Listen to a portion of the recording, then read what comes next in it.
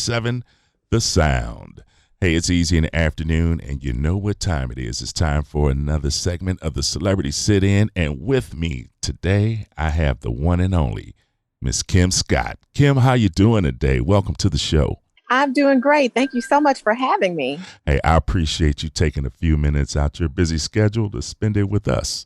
Oh, it's my pleasure. So you got started in music at a very young age. You were practically a professional by the age of 11, 12 years old. Your parents were also major music artists. Did they get you started with music at an early age? How did you get into it? Yeah, they did get me started at an early age. Music was always a high point or a really important thing to attain as a young person in my home. My mother was a music educator by trade. She was a pianist and was a music educator in the Birmingham city school systems. But before that, her and my father and a few of their friends had a band called the Dynamic Soul Machine, and they were actually signed to Stax Records. So music, they made lots of records. Music was just always in the home, whether it was funk or jazz or classical. I grew up listening to that. So about 3, my mom put me on the piano. I had to take piano lessons, classical piano lessons, moved on to violin, or rather added violin to that. And by 5th grade, time to pick an instrument for band.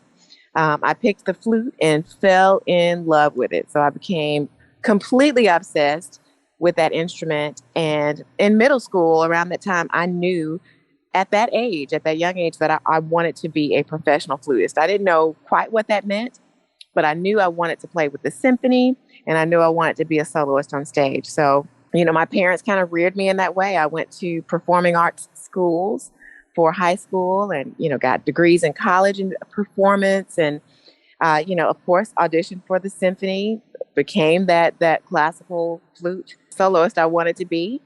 And then jazz, bit me. I was always listening to it, but that bug bit me in 2010. And I decided, you know what, I'm going to transition a little bit or cross over a little bit. And I did my debut album, released it in 2011 and called it Crossing Over. For those who don't know, Dynamic Soul Machine, look it up. You won't be disappointed. I'm showing my age, but that's okay. Oh, yeah. They used to get down. I feel lucky because I have you on the show. I've had Reagan Whiteside on the show, and I've actually met Althea. You ladies are wonderful. You guys collaborated on "I'm Every Woman." The just that song with the different flute styles. And are there any plans for you guys to do an album together? I mean, because I think it would just be great.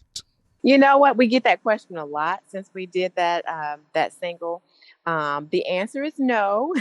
And it's not because we don't enjoy playing together. We absolutely loved doing that single. I was so honored that they took me up on the offer to be on it because we really wanted to showcase that our sounds and our styles are all very different. If you take a minute to really, really sit and listen, you can easily tell us apart because of our styles of playing. But I think we really enjoy our individualism in a jazz world where there are a gazillion saxophone players. There's really, as far as females, just the 3 of us, on the radio and on the stages playing flute. So we really don't want to collaborate and bring all of us together where we're all doing this one show. We're trying to spread the love, continue to put the flute on the map. And I think we cover more ground when we do that individually. But we had a blast. We still support each other, and we're really proud of what each other is doing. So I think that was probably a one-stop shop. It fulfilled its purpose. The purpose was initially the love of flute, empowering women, all of that. But it was also because people were starting to say, not pit us against each other, but who's your favorite flutist? And we were like, why can't there just be the 3 of us and we just be, amazing flutists? I mean, we're not trying to compare because we're all so different and we're all very accomplished. And we want to keep it that way. We want to keep continuing to support each other. So, I think we got a lot of love with that single. the came across well. You've collaborated with some great people. Lynn Roundtree, Althea, Reagan. Is there anybody that you have not had a chance to collaborate with that you're just dying to just do something? I love working with keyboardists. I had a blast working with James Lloyd and Jonathan Fritzen. I would really love to work with Jeff Lorber. Not only is he a dynamic player, but he's very soulful. He's very funky. He has a very definite style and sound that's appealing to me, and I think it's timeless. So yeah, I think he would probably be next up on that list of, who I'd love to work with. Adam Hawley, he co-wrote Shine. I want to talk about that when we come back. I'm going to take a quick break, and I'm going to play something right now by Kim Scott. So stick around. We're going to take a quick break and come back. I have Kim Scott. It's Easy in the Afternoon with the Celebrity Sit-In on WSIE 88.7 The Sound. 88.7 The Sound. It's Easy in the Afternoon. I'm your drive time host, Eric Easy E Smooth, getting you from work to home. It's the Celebrity Sit-In. I have the one and only Kim Scott sitting in with me. Kim, we were talking about just before the break, I mentioned you had co-written this with Adam Hawley, Shine. I get a lot of requests for this song, and I think that the reason why is because people can just feel this groove. I don't care what kind of mood I'm in. I could have the lousiest day. I could just be in a bad mood, and I could turn this song on and be mellow. I mean, that's the kind of feeling that I get, and I think that's why people request that song so much. But how did you guys come together with that tune, man? How did it all come together? You know what? I had a blast writing this song with Adam. He's such a nice guy to work with, and he's, of course, hugely talented. But he was on the list of musicians I wanted to collaborate with.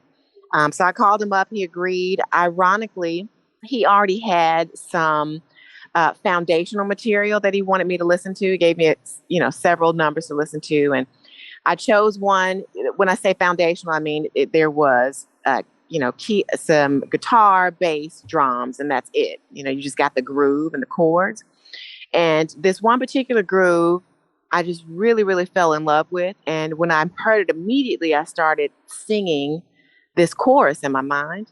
And I sent him, I think I wrote all the verses, all the chorus, did all the vocals and everything. And I sent it back to him in one day. And he was like, oh my gosh, yeah, I don't want to change anything. And he didn't.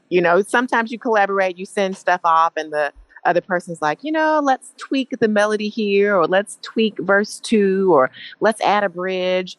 And Adam was like, I don't want to change anything. The only thing we added was a key change near the end. And we decided that initially he was going to be the guitar feature, but our songs come out on radio around the same time, how our record labels publish them or present them. So he couldn't be on as a feature. That's how we brought in Blake Aaron, who did a fabulous job. But that's how it came together. You know what? I was sitting in the living room with my son. A lot of times he's sitting and kind of checking out, what I do. And I hit that chorus. And as soon as I hit it, I got chills. And it was energizing. That ba-dum, ba-dum, da-da. Every time I hit it, I just get so energized. And I said, I've got to call this Shine, because it's so energizing and rejuvenating, and it's going to be a bright light. And that's literally how it happened in one day. Wow. Blake Aaron, he's a bad man himself. So how did you get him involved? Well, Blake and I are both on Intervision Records. So he's my label mate. And I was on Blake's last album. I was a feature on a cover tune he did with Stevie Wonder's tune. Oh, goodness. I can't remember which one we did. It'll come to me in a second. But we did that tune together, and he said, hey, we've got to work together again. If you have a song on your next album, I'd love to work with you. And so I called him up, said, hey, remember when? And he did not hesitate at all. We put his solo in there, and it was the perfect icing to the cake. it seems that are you touring right now? Oh goodness, yes. Very busy. I'm so fortunate that we're able to get back into travel mode and on these stages. During the pandemic, I had just released the album Free to Be, and I had a ton of shows coming up and had to like postpone them, cancel some of them. So I was worried, am I going to be able to get back out there and tour this music? So now that the fifth album, Shine, is out, the phone is ringing a lot. So I am blessed to say, yes, I'm on the road a lot. People can go to my website. It's kimscottmusic.com and click on tour dates. They can see where I am next. They can also scroll to the bottom of that website and join the newsletter, subscribe to it, and they'll get something from me every month, letting them know all the updates. I have giveaways once a month. I try to, or they can follow me anywhere on social media because I try to keep those pages active as well, like Twitter, TikTok, Instagram, Facebook. I hope we see you in St. Louis one day soon. I hope so. I'd love to. I think we do have some calls coming in from that area. So I hope to get out there. In the meantime, people can catch me. And I've got 2 shows in different parts of Virginia. I'll be in Texas. I'll be in Connecticut next weekend for Jazz on the Green in Branford. I'll be at the Barbados Jazz Excursion. I'll be in New Jersey for Paradigm Live. There's quite a bit coming up, so I'm really excited about it. That is great. Kim, I appreciate your time.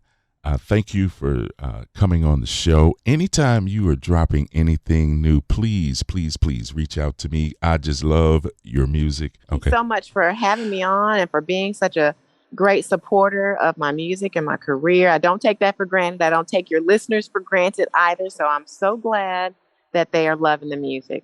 Oh, yeah, most definitely. Like I said, I feel blessed because I have had the opportunity to meet 3 of what I consider the best flutists in the world right now. Thank you and so and like I said, anytime you want to come on the show, hey, and when you are in St. Louis, please look us up. Absolutely. I will. Hey, ladies and gentlemen, that was Kim Scott. And I'm going to get back to the music, but right now I'm going to drop Shine. I got to hear this. It's being requested every Wednesday, so I'm going to drop it right now. You're listening to Easy in the Afternoon. I'm Eric Easy E. Smooth, and we are 88.7 The Sound.